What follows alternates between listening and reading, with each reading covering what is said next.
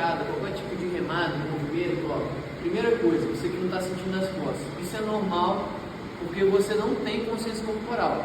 Ó, em vez de você ficar puxando só com o braço, se você ficar fazendo isso aqui, só vai sentir o braço. O que você faz primeiro? Na hora que você estiver aqui em cima alongando, ó, abaixa o ombro, ó. Faz isso aqui, ó, abaixa o ombro. Depois que abaixou o ombro, você completa o movimento puxando, ó. Fecha o olho e tenta sempre, ó, puxar com as costas, ó.